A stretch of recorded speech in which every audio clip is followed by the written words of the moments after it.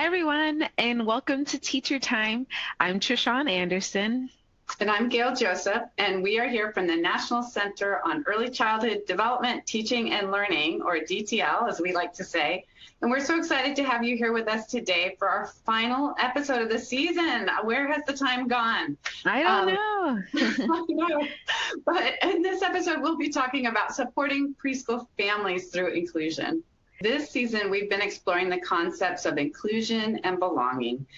We think about inclusion as the practice or the things we do, like individualizing learning opportunities for preschoolers, providing books that represent the children and families in our learning spaces, and making sure that materials we're using are accessible to all children.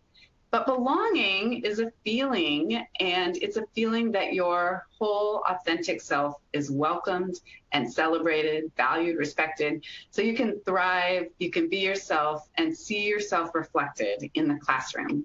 Each month, we have talked about inclusion and belonging in the learning environment and making learning materials accessible. And now this month we will include families too, because we all understand that families are a child's first and best teachers. And that many parents we know are doing a lot more with their children now, especially if they are in a virtual or environment or learning remotely. I know that I'm doing a lot more, you're doing a lot more, I know our viewers are doing a lot more. Later in the episode, we'll have a very special guest expert to talk with us on the ways to support our preschool families. So really be sure to hang on for that. I'm so excited about that. Now, this season, we've had 3 episodes that have been dedicated to infants and toddlers and 3 for preschoolers. So visit the Teacher Time community on My Peers or the Push Play DTL on-demand webisode to see a replay of any episode you may have missed or would like to rewatch. And if you've been with us this season on Teacher Time, you know that we always encourage you, and sometimes more than once, to download the viewer's guide and use it to follow along during the episode. You can use the viewer's guide to reflect on the content that we're covering, to write down any new strategies or ideas you want to remember or share with your colleagues. And we also have a take-home activity that is in each viewer's guide, which is really great because it's something that you can use in your learning environment today. And we have many, many, many resources. So if you want to dive deeper into the topic that we're covering today or the former topics, you can find that in that viewer's guide. So when we think about inclusive learning environments, these are places where children with and without disabilities and their families experience a sense of belonging, positive social relationships, and development to reach their full potential. And all children, regardless of their ability, really have the right to fully engage in learning opportunities and typical activities and routines across home, educational, and community environments. And in quality inclusive environments, educators like yourselves create spaces that bring people together and promote the sense of belonging for all children. And this includes families too. Families and educators can work together to create continuity across children's learning environments and support children's development in ways that are meaningful and relevant to the child and family's cultural beliefs and practices. And as we include children of all types of abilities in our group care, partnering with families becomes increasingly more important. Partnering with families is especially important for children in virtual or remote learning environments where teachers and families are working to adapt teaching strategies and learning activities so that children can fully participate. Research suggests that when parents are involved in their child's early childhood program, everyone benefits. So, for example, children experience greater opportunities for learning, both at home and at school and in other community spaces. Parents develop knowledge and skills while also building connections and self-confidence. And early childhood programs are better able to meet the needs of their children, families, and communities that they serve. So let's look at each of these individually. Yes, so when families are included and they feel like they belong in their child's learning environment, they might make or take more ownership over their child's learning. So for example, they may check in with their teacher a little bit more often, maybe their family child care provider, or even their service provider to discuss what goals their child is working on, and how to support them as they transition into kindergarten and what that process may look like. So I know when my daughter was going into kindergarten, I toured the program. I asked about what they should be preparing for with the summer. They said maybe we can practice some letter and number recognitions. That would help. So we did some practicing on our own over the summer. And her preschool teachers agreed to offer some of those activities in the learning environment as well. So that's a way that, because we were involved, we were able to take more ownership over her learning and really help her transition into kindergarten with a smooth transition. It was wonderful. Also, when families are included in the child's learning environment, they start to understand some of that child development language that we use to describe children's actions and to understand the reasons for doing certain activities like circle time. They may also get to know other parents and families, which is great. And this enhances their support system. And this is also an opportunity for education staff to learn from the families about the child and build that collaborative relationship. All of these things really build parents' confidence in their ability to create change and be an advocate for their child. And then when parents are included in the planning of their preschoolers' learning experiences, this includes routines and schedules, the program staff are really better able to help meet children's and the family's needs. So if a young preschooler is potty training, the family can share the words that they use to remind or ask the child when they need to go to the restroom, or that the educators can use these in the classroom setting as well. So there's that homeschool connection there. And this way, the child hears a consistent phrase or reminder and is more likely to generalize this activity. So another example of that is if a teacher is talking to young children about the classroom rules, he can engage with families in an activity where they describe the rules they have at home and then in the class, and can talk about which rules at home are the same as the rules in the classroom, really helping to build that connection for both children and families. Well, in addition to the positive outcomes for children when parents are involved in the early childhood program, the Division of Early Childhood of the Council for Exceptional Children, which is a mouthful, we like to just call it DEC, has several recommended practices in their recommended practices for family engagement section that include specific outcomes for families of children with disabilities. So some of these outcomes for families include being able to, for example, identify, access, and use formal and informal sources of support. So I think about this as maybe making sure they're aware of a special equipment lending library or a parent education and support group for parents of children with disabilities, maybe available respite care in their community that they can take advantage of when they need that.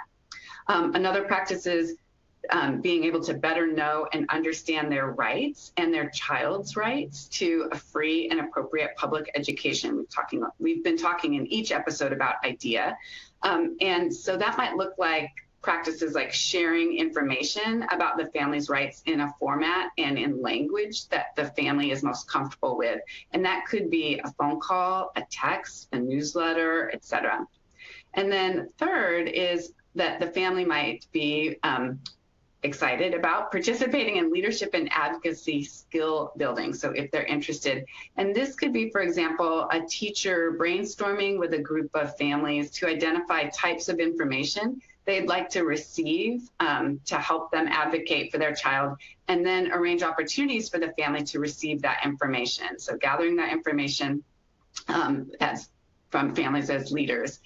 A teacher might also invite families to help present professional development to other educators about their child and their disability. So often families learn a lot about supporting their child with a disability and learn a lot about a specific disability and become a real resource to provide some professional development for other staff members. And then also most schools, most elementary schools, have actually special education PTAs. So in addition to a PTA, they have special education PTA. And when a parent is involved in leadership opportunities in Head Start, such as maybe being on a policy council, they might feel more comfortable and interested in serving on special education PTA when their child transitions into elementary school. And this allows them to advocate on behalf of all families in their school community who have a child with a disability. So those are just a few of the outcomes from recommended practices. So now let's watch a video of parents as they discuss what it means to feel included in the learning environment and the benefit of the inclusive environment. So this is a great opportunity to use your viewer's guide to add your reflections. And after this video, we'll take a deeper dive. Well, inclusion to us means that we are welcome to be part of a particular group, which in this case we are more than welcome to be here at Valley View School. We feel very happy to participate with the program that they provide here for the kids. I think we have many benefits. The ones that come to my mind right now are that, first of all, we meet new people that are super friendly. They've been helping us with things that we might need, classes, equipment, and we also find that it's a really nice benefit to find out about other services that we probably didn't know they exist until being part of the community at school. And we also make friendships. My son has been really good with his friends in the last couple of weeks. I've been meeting their parents, and they all feel that Alonso is a great kid, and we just been building that friendship as well. So new benefits, services, friendships, and that's all I can think of right now. Well, that's such a great video, and love hearing from parents too. I also like the idea of the special education PTA. I'm on the PTA of my children's school, and I've never heard of that before, so that's something that's good to look into. So the DEC and NACE, the National Association for the Education of Young Children, have written a joint position statement on early childhood inclusion, and they've stated that the defining features of inclusion that can be used to identify high-quality early childhood programs and services are access, participation, and supports. And if you want to see this full joint position statement, go ahead and check that viewer's guide because you know that it's in there for you. And when we think about access, this is when educators provide children with access to a wide range of learning opportunities, activities, and settings, and even the environment.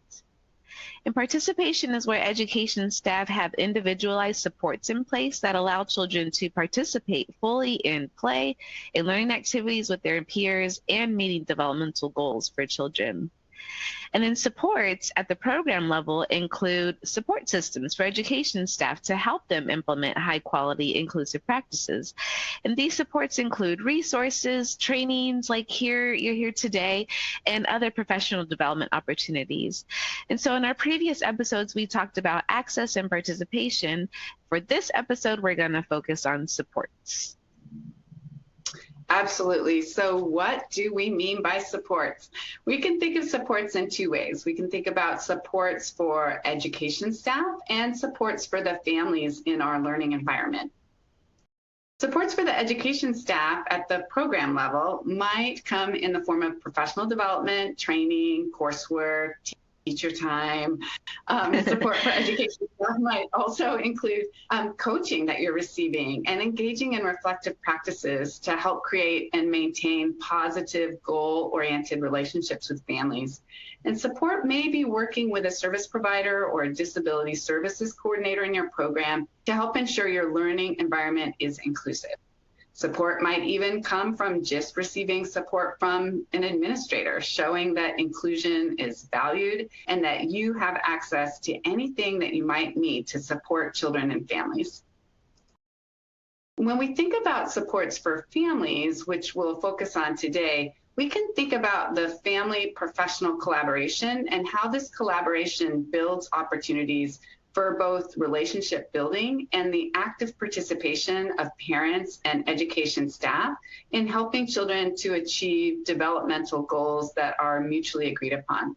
And when teachers and family childcare providers work together with families, this builds the family's sense of inclusion and belonging and their capacity to support their child and it also helps educational staff provide appropriate resources, supports, and services to ensure the inclusion of all children. And additionally, strengthening and increasing collaboration with other agencies and community partners is really critical during this time, since we know families, especially those families who have children with disabilities, may be experiencing some increased feelings of isolation. Yeah, absolutely. You want to connect with your community people. So, although it's a great idea and it's even an evidence-based practice to include families in the conversation about their child's development and interest and to incorporate the ways of life at home, sometimes teachers and family childcare providers need support when talking with families, especially when it comes to those sensitive topics. So, if you look at this picture, we have our friend Sonia, and Sonia has a difficult time following simple instructions and often wanders off on her own. And based on your experience with preschool age children, you're concerned that Sonia may have a developmental delay. She just turned 4 years old and she does not respond to peers wanting her to play. And she has a hard time with simple one-step directions. She does repeat what other people say, but she doesn't quite engage in this back and forth conversation or initiate interactions other than maybe grabbing your hand and pulling you to a toy that she wants to play with. And so you've been documenting your observations with Sonia, and you would like to talk with the family about a referral for further evaluation. Only thing is, Sonia's family has not mentioned having these concerns about these behaviors, so you're a bit worried about how an initial conversation would go. I know I would be. So lucky for you, we brought in our friend, Dr. Enrica Hampton from Kindering, which is in Washington State. I'm so mad that I can't see her way over in Washington State, but that's okay. I get to interview her here. But Enrica, we had some tips for her. We asked her for some tips for teachers and family childcare providers to begin this initial conversation with families on behavioral or developmental concerns that they observed in the learning environment. So let's hear what she had to say about that. Well, first, let me start by saying thank you so much for inviting me to join you on this topic of having sensitive conversations with families. That is a really great question for Sonia's teacher and family. And as your example of Sonia reflects an important job that early care and education professionals working with children ages 3 to 5 in childcare centers and family home childcare programs and other early care and education settings have is communicating concerns that they have about a child's development or behavior with families. These are often not easy conversations to have. These are very sensitive conversations. And as early care and education professionals, you might be the first one raising some questions about a child's development with a family. And while you might be uncomfortable sharing your questions and concerns, it is an important part of your job to have these conversations. So I hope that some of these ideas that I share with you might help support you both in preparing for and having an initial conversation with families. So think about things such as meeting space, location, privacy, time of day that works best for the family, and giving time to hold the discussion. Have your observation notes with you. Try to use an approach that encourages the conversation. So you might start by highlighting some strengths of the child before raising questions. You might consider using phrases such as, I've been wondering, or I've noticed, as a way to bring up the topic. So for example, you might say, I've noticed that Sonia doesn't use many words in the classroom. What are you hearing at home? Or you might try, I've been wondering why Sonia doesn't seem to look up when I call her name. Do you think she can hear me? Other things? Describe the behavior that you are seeing. Avoid labeling, and find out what is happening at home. Ask if the pediatrician or the healthcare provider has ever expressed any concerns. And describe strategies that you have tried and learn what strategies are used at home. So you're really approaching this conversation as a team. Make sure to have other resources available if you are recommending that a family consider having their child's skills looked at more closely. That way, the family is walking away knowing where to go for that additional support. And always suggest that they talk to their pediatrician and healthcare provider. That was such wonderful insight. And yes, we know these conversations can be very difficult to have with families, but with Dr. Hampton's tips, I hope that you all feel empowered and that you have enough information to have these conversations. Now, let's keep on with the scenario. After you've had the conversation with Sonia's family, let's say the family agrees to move forward with the child find process, and this includes the evaluation, and they learn that Sonia is eligible for an IEP or an individualized education plan. Dr. Hampton was gracious enough to tell us a little bit about the IEP meeting and maybe some tips for what teachers and family childcare providers can do before, during, and after this meeting. So let's hear what she had to say. So for children who are 3 to 5 years old, families can contact their public school district child find. All school districts have a child find service. It is completely free of charge to families.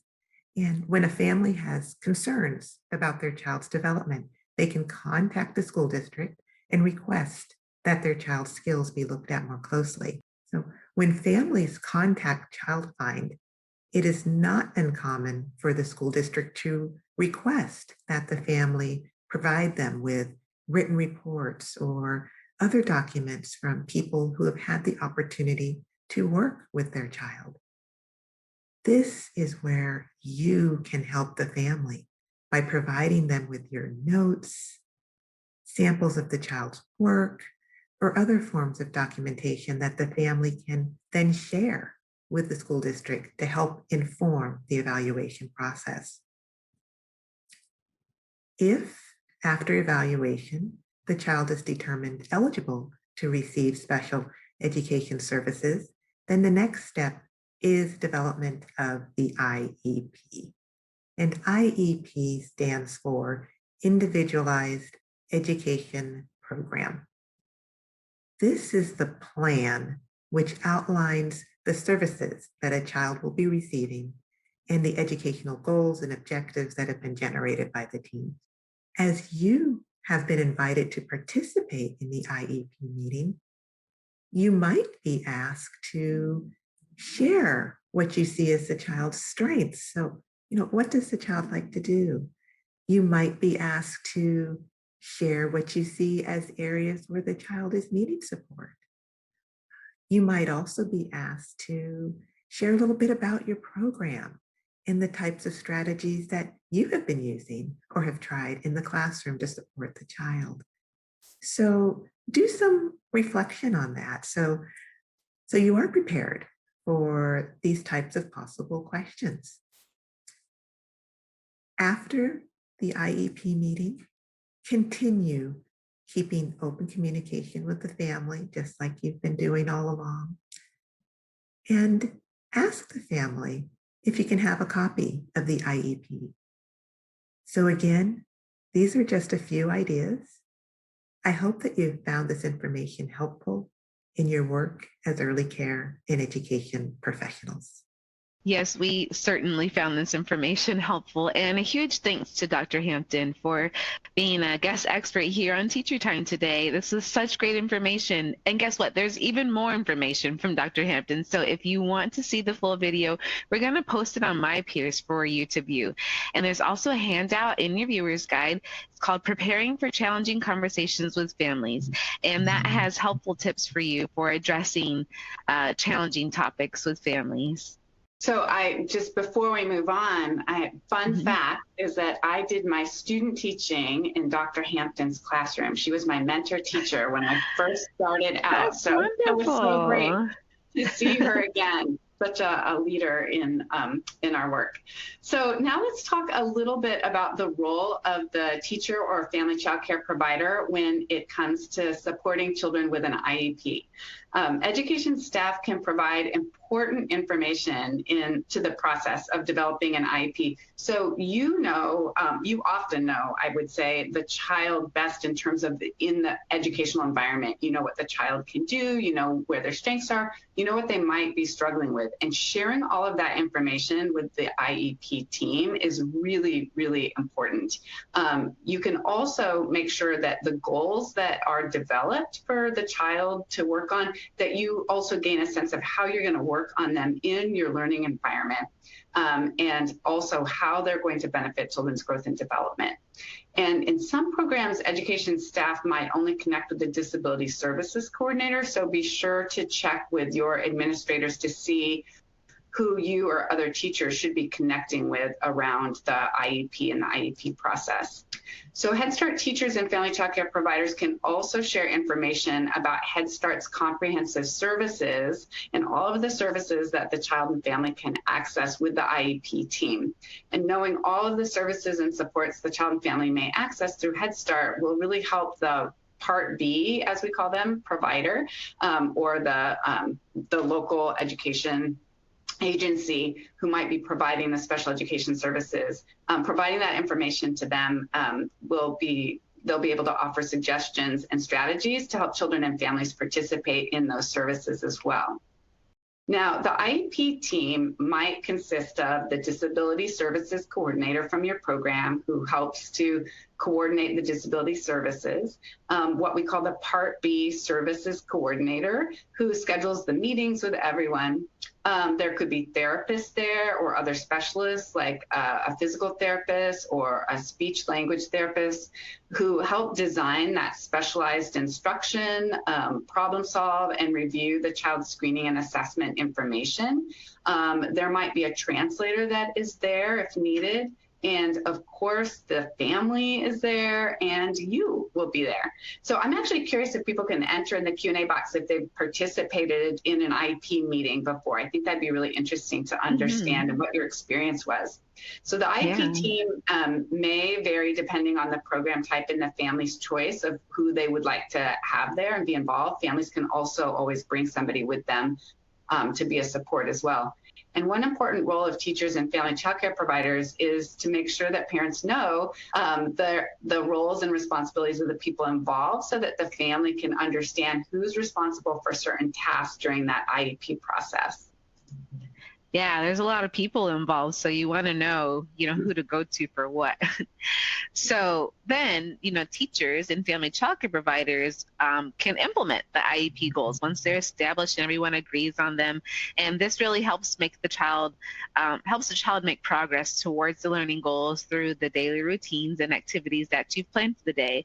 And sometimes a consulting teacher or a therapist from the school district who works with a Head Start teacher can help design specialized instructions and problem solve and maybe help review some child performance data. So you are not alone when it comes to working with children with an IEP. And then lastly, we want to be sure to document. Take pictures, write down notes, everything you can do to document the children's growth and development on a regular basis to help the team see and understand the child's progress and if there are any needs for adjustments. So we're going to listen to one teacher as she talks about a very cool strategy that she uses to gather information on children's growth and development using technology. I mean, it's in our world, why not use it? So as you watch, think about the ways that you can incorporate new ways of observing. I know people like to use sticky notes or other, notepads, whatever, but this is going to help you use technology. So let's watch and see what she has to say. I use a data system that I developed over the summer. There were some ideas that I gathered from other teachers, and then some of the ideas I came up with myself. So I basically create a Google form for each one of my students' goals. I make the Google form accessible to all the classroom staff that I have, so that they are able to understand what specific information I'm asking for and can give that input. I then take the Google form and tie it to a QR code. And then I put the QR codes on small cards for my staff and myself to use. The way it's actually used is that the staff person would take a phone or an iPad and scan the QR code, and it would open up to the Google form, and that's where they would input the data. The benefit of using a system like this for me, as a person who has lots of staff people working with the kids I work with, is that I get a very clear picture of what's going on when the data was taken, and it also automatically calculates that information for me. So reviewing data with my coworkers is very quick, because I can pretty easily look and see that 50% of the time this child is completing this task. And so this is an area we need to work on. And it doesn't take a lot of me going through my data and tallying and trying to understand the information. It's a very quick process, and it just really streamlines the interventions that we're trying to apply. This system supports children by allowing us to provide really targeted interventions. So in a lot of paper data, at least in my experience, I've had trouble catching up to collect the data, analyze the data, and then plan the intervention. But if the data is easier for me to look at, then the children benefit from the more targeted intervention. As far as families, we can, Google Forms actually automatically generates graphs that we can show families. So when we're talking about progress reports, we can pull up a graph from their latest, from their goal that looks at their latest data, and we can show them in visual form, which is perfect for families who maybe English is their second language, and all the written English is a little bit overwhelming. So yeah, that's been one of the benefits that we've seen as far as families.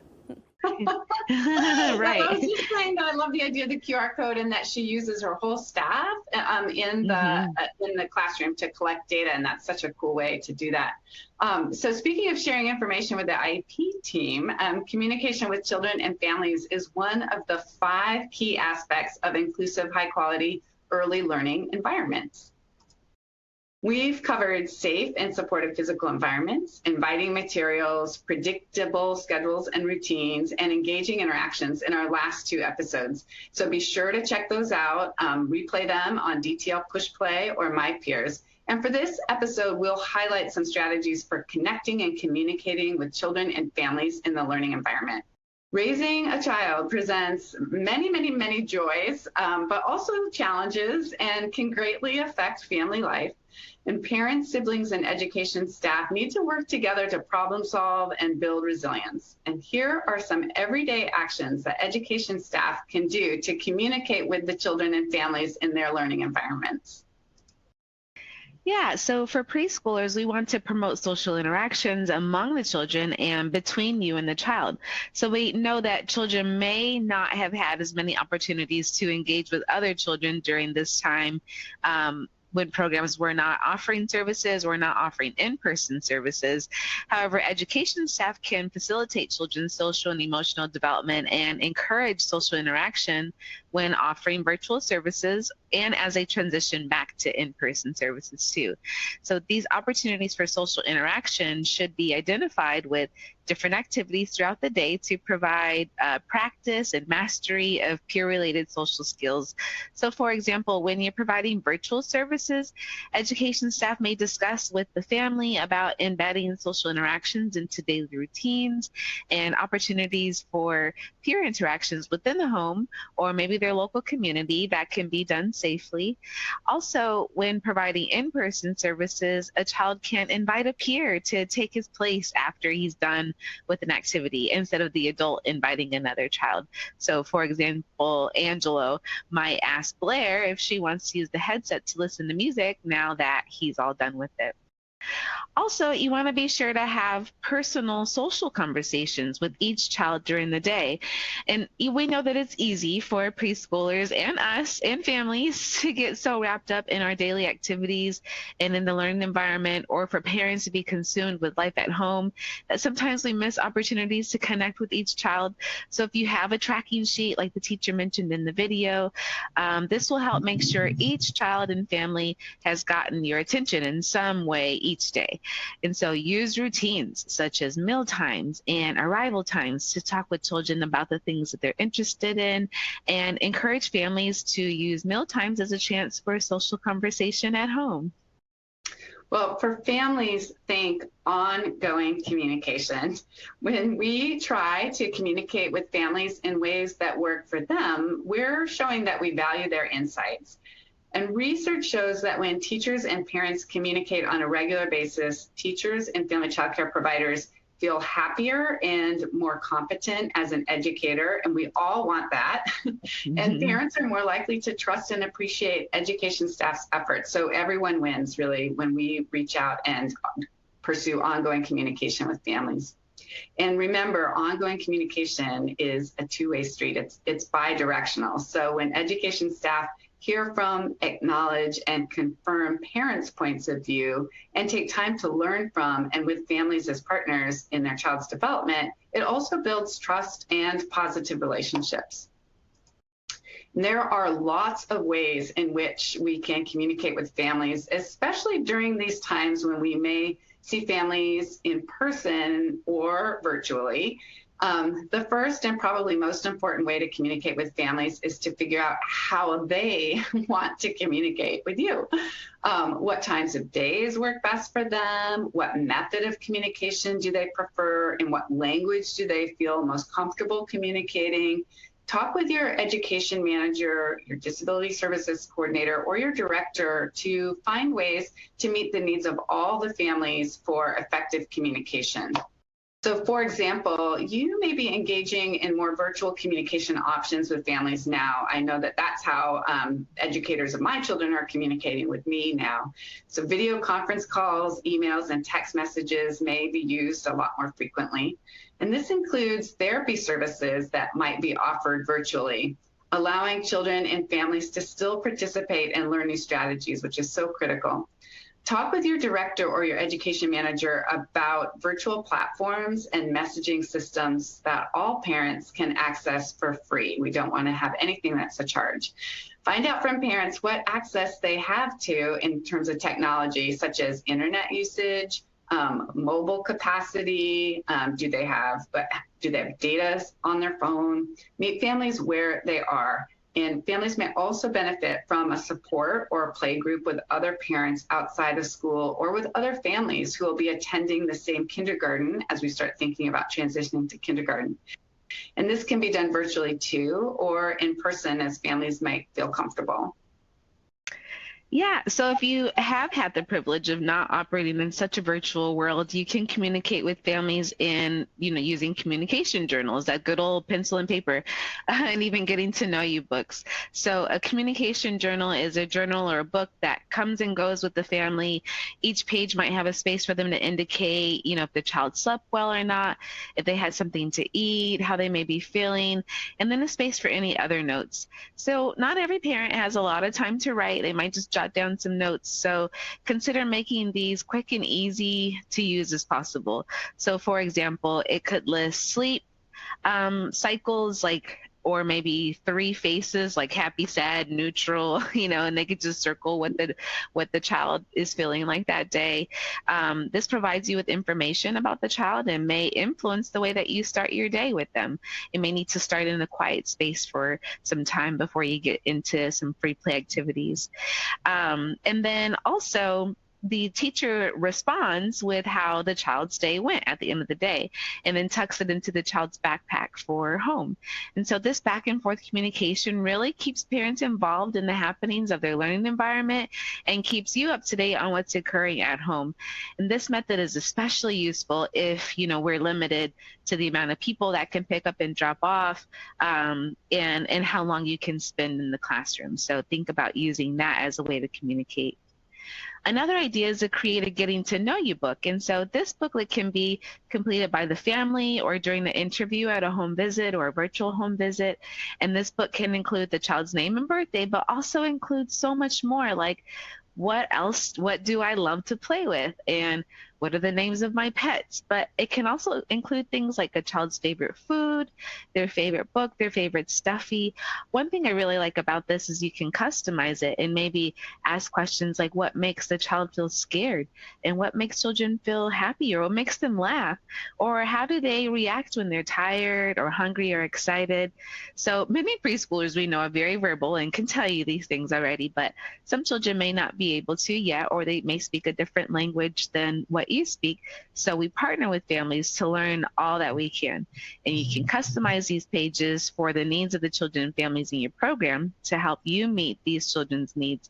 There's also great books for supporting a child's transition to another classroom or to kindergarten. You can just send that book with them to their next teacher. Such great ideas. So this is our section that we call Small Changes, Big Impact. It's about making a modification that is relatively simple, but has a really big impact for children. And in this case, we're thinking about families. And I know this one might feel obvious to people, but I just want to emphasize that one modification you can make when we're thinking about families is to make sure that we provide all materials in a language that they want to receive them in. So it is our modification today is around making sure to have materials translated. So first, start by talking with families about what their preferred language of communication is. Don't ever make an assumption. Make sure that you ask and understand, and that can be done in a one-to-one conversation. It could be done in virtual interactions. Maybe even it's a survey that goes out to all parents, or a survey that you kind of interview a parent around. And then work with your program leadership to have any materials that you provide to parents translated into those languages, or the language in which a parent wants to receive them. And many of you might already be doing this for languages like in English and in Spanish, but it might not be all of the family's languages in your learning environment. So make sure you understand what those languages are and provide all materials translated in the language they want. I know that when sometimes teachers are thinking just about kind of the critical pieces or the more formal communications that go home, but really it should be anything that you're communicating should be in the language in which they want to receive it. So reach out to your networks and see if you have someone who might be willing to help. So for example, Part B providers or your local education agency partners might have translated materials that they would be willing to share. You can also reach out to your local childcare resource and referral agency for support with this, local cultural centers. And a tip that I learned from you, Trishan, is community college foreign language instructors that might be willing to provide some translation. And I think they would actually love to do that type of community service. So inclusive learning environments support all families, and we want all of our families to be in the know about their child's education. Yeah, that's a great tip. I know community college people do need some community service stuff, so that would be good to reach out to them. So lastly, we love this section of Teacher Time. Books are a great way to engage with children and families and even communicate children's needs with them. And having books in the learning environment that are some family favorites or maybe reflect the families in your learning environment is also important in bridging that homeschool connection. So if you've been with us on Teacher Time, you know that we've been exploring the book CASE, where CASE is for the C. We are connecting the content of the books to the ELOF goals so we can support children's learning. For the A, we find ways to provide advanced vocabulary using our books. For the S, this is how teachers and family childcare providers can support engagement during book reading. And then for the E, we're looking for ways to extend children's learning beyond the book. So let's take a look at a few books that are on Gail's bookcase today. Oh, I'm so excited about this section. So the first book that we have is My Brother Charlie by Holly Robinson Peete. And this is a story about a boy who happens to have autism. So Charlie has autism. His brain works in a special way. This is a quote from the book.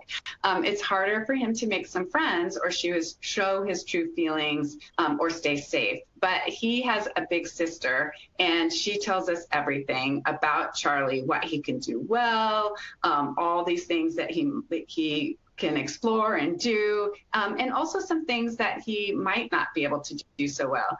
So he knows some of the strengths that she pulls out, which I love, are like the names of the American presidents. Charlie knows all the names of the American presidents. He knows stuff about airplanes that maybe other people don't know. And he can even play the piano better than anyone else that she knows. So it's a really great story that talks about a child with a disability in a very active way, showing all the things they do just like us, and things that they are doing well and things that they are still learning to do. And what I love about this is it really emphasizes Charlie in the context of a family. And sometimes some of the children that are in our classrooms are siblings of children with disabilities. So it kind of highlights that as well.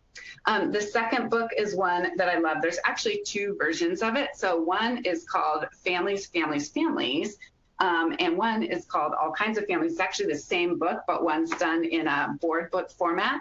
And I absolutely love this book. It is, there's so many ways in which families are organized. And this takes a look at all kinds of structures of families, and it celebrates all kinds of structures of family. It is super fun. It is a super accessible board book. It is done in a really fun kind of rhyming way, and kids will really love finding how their own family is represented, no matter if they have two moms, one grandpa, and then I love this one part that says, or just a cousin named Doug, which is pretty fun. It also talks about a family that just has a plant as a pet, which I also love. So use this simple book to talk with kids about the different kinds of families that they might encounter in the world. It is super silly, positive, fun. Children will absolutely love the drawings of the families in there. And it really increases that thought about open-mindedness about all kinds of families. And then the third book is one that is called We Are Family. I'm holding this one up.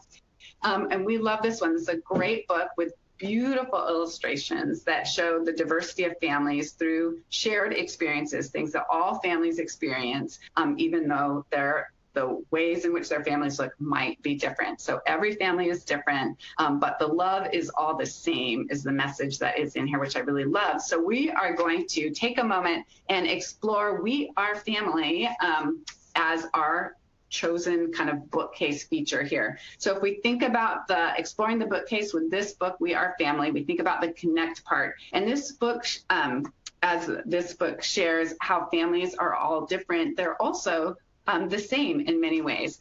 The representation of all kinds of families is a great way to increase a sense of belonging with every child and family staff member in your program.